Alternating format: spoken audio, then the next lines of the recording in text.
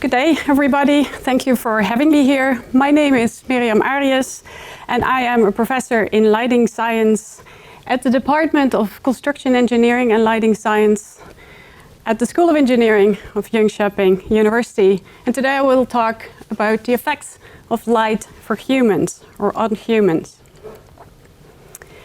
For thousands of years, people's days were basically guided by the sunrise and the sunset. And maybe with a little bit of help from fire, we could extend our days, but basically the rest was determined by the photoperiod, by the day itself. The invention of electric lighting extended our daytime activities and our days quite significantly, so that we could actually be active and function more or less 24 hours a day. But it also caused that we would move further and further away from our natural light source, the daylight, so we could move further away into buildings.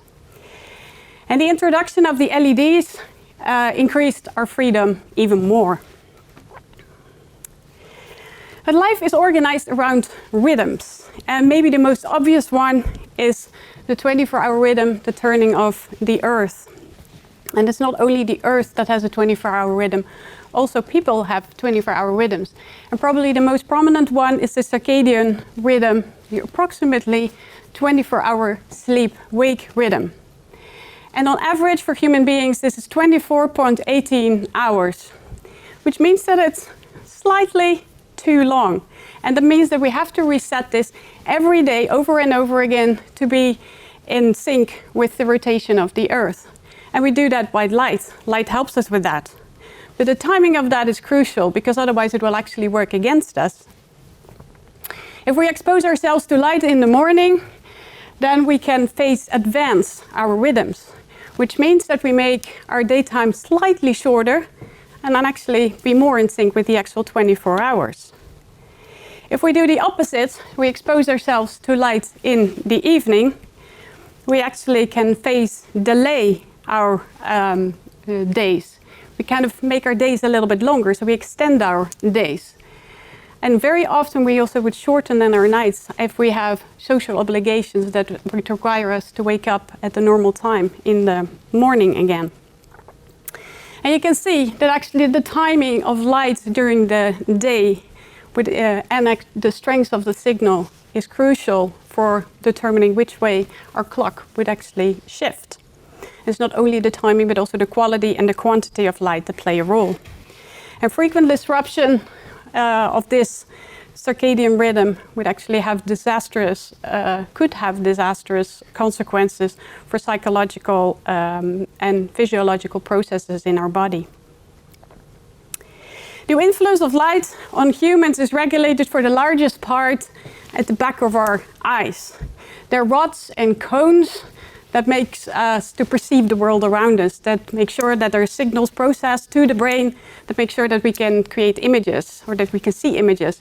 We can see color, we can see depth, we can see movement, we can perceive the world around us. But as I already said, there's also non-image forming effects, or effects that are not creating images, but also pick up signals from light, and then, for example, regulate our rhythms, or cause acute effects of light. And for the longest time, they actually thought that it was the rods and cones that would play a role in this process. But around the 1990s, they started to doubt about this, because they had seen that there was animals that did not have these rods and cones anymore, but would still have, for example, normal sleep-wake rhythms. So that made them think that there might be something else going on. And they discovered in 2002 approximately that there are cells in the layer before the actual photoreceptor layer that were also light sensitive. Not all of these cells in this ganglion cell layer were photosensitive, just approximately between 1 to 5% of them. But some of these cells contain a protein, melanopsin, that would actually respond to light. And they started calling these cells the intrinsically photosensitive retinal ganglion cells, iPRGCs for short. And then they figured out that there would be a second pathway in our brain via these iPRGCs causing non-image forming effects. And of course, then a lot of research started to happen. They started to genetically modify mice to begin with, or other rodents, where they had mice with and without these IPRGCs, and you start to see what happens. This is the day-night rhythm from mice that still have their IPRGCs. They're nocturnal animals, so they're supposed to be active during the night. And we see when we expose them to a normal day-night rhythm, or light-dark rhythm, they would have a normal day-night rhythm, active during the night, sleeping during the day. And as soon as we take that rhythm away, we see that their internal clocks start to take over and their biological clocks start to be free running. And this is exactly what they saw in mice that had no IPRGCs anymore. So we could conclude that if there's no IPRGCs, there's also no information regarding time of day anymore. And this is true for people as well. But light does not only have a circadian pacemaker function, it also has acute effects that we could study, which of course is something that they did. Effect on mood and learning, for example. And again, they took animals where IPRGCs were absent and started to see if there was an effect on mood and learning, and there was. It was absent as soon as these IPRGCs were also absent. And they thought it might follow the same track in our brain, so from the IPRGCs to the biological clock and then causing acute effects. But lately we learned that this process is in fact a bit more complex, because there is different processes, different pathways in the brain ongoing.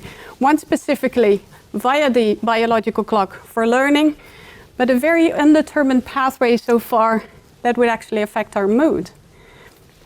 So to be continued, of course. As soon as we knew that these IPRGCs existed, there was a lot of research that started to investigate what the characteristics of these cells were. And one of the things they studied quite frequently was the spectral sensitivity of these cells. And of the IPRGCs, or actually of their light-sensitive protein. And they saw, when they compared it with their cones, our cones are the photoreceptors that we use usually during the day to detect bright light and colors.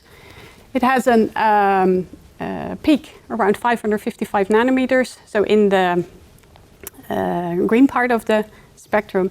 But they saw that these IPRGCs had their maximum way more towards the blue part of the spectrum, around 480 nanometers. And that opened up, of course, also new opportunities. And there was a research group not that long ago that said, what if we make sure that people have the same experience, so they would perceive lighting as in one situation exactly the same as in another situation, but we try to tune the spectrum of the lighting. So we measure the same illuminance, we measure the same color temperature, but we start playing around with the spectral distribution of the lighting.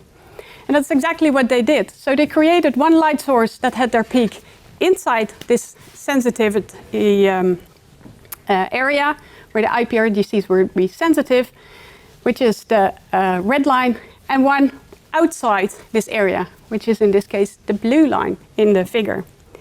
And then they tried to see what kind of effect these two light sources had on people's suppression of the sleep hormone at night, because they know that as soon as you expose people at night to light, your sleep hormone is suppressed.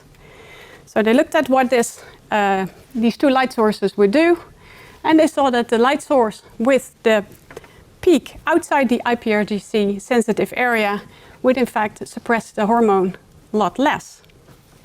And this might offer opportunity, for example, for applications during night shifts, where you would like your medical staff to be alert and see the world around you, but maybe not disrupt their circadian rhythms as much. The next question arose if there would actually then be a connection between our visual and our non-visual system, because the research before showed us that the light would look exactly the same, but would have a different effect. And it was a research that another group quite recently actually performed, where they manipulated images. So they looked at the pixels of the images and changed the spectral distribution of those images in order to create images with a high and a low melanopsin contrast. And this is what we would see if we would see these images, more or less two identical images. So that's what our cones would see. But our IPRGCs would see something different because we have manipulated these images. So they would see a difference. And then they asked people to look at these images and to rate which image they would prefer. And I think around 90% of the people would prefer, even though they would only see what's here in the top picture, the high resolution images, of the high contrast images, I should say. So what do we know so far? We know that light enables vision that originates in the rods and cones. We know that there is a lot of effects beyond vision, as we would call it, originated in the IPRGCs, but with a variety of brain paths. We know there might be a connection between our visual and our non-visual system, which is in fact not super surprising since the rods and cones are in the back of the eye, but all information is transferred, the light information, via this ganglion cell layer. So that there is a connection is essentially not a huge surprise. And even though I've only touched a few of these characteristics, but if we would like to design for human beings to encourage their health and comfort, the amount of light, the spectral power distribution, timing, duration of light, and the directionality are crucial elements. And if we don't make this exposure kind of in the correct way, it could disrupt important processes in our human body. So that puts lighting designers up to a huge challenge, essentially, because one of the things that we would like to do is to translate information that is revealed in neuroscience labs into the real world. Because a lot of this research that I just presented before was actually done in laboratories, very controlled, but now we would like to go to the real world. And in this real world, we have buildings that use approximately 90% of their energy for lighting. There's 30% of us that might suffer from insomnia, so have sleep problems. And maybe quite interesting these days that we have 50% less activity of our immune system after partial sleep loss. So we see that sleep is very crucial. And I think very true for a lot of people. We spend 90 to 100%, maybe even these days, indoors. We spend a lot of our times indoors, far away from our natural light source. But in a sense, there is hope, because I mentioned already earlier, there is new light sources on the market that offer possibilities.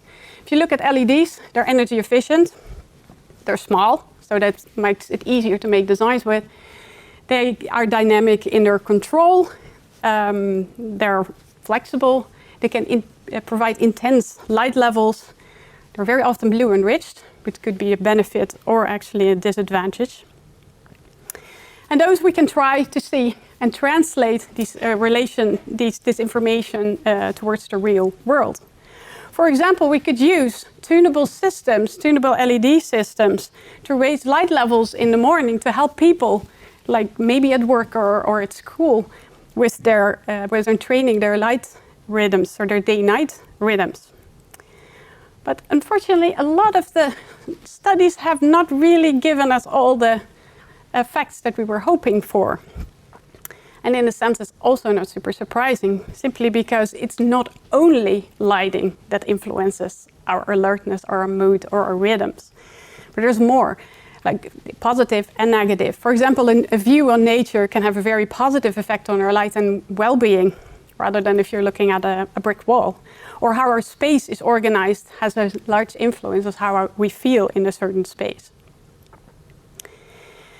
Plus, we don't stay in one space all the time. So if you're an office manager and you have designed office lighting in a way that you think that your employees can sleep very well overnight, and then the day after show up as productive, happy employees, it could be that, of course, they have been exposed, and it's very likely, to other environments. Your home environment, a restaurant, a sports facility, you might have been outdoors.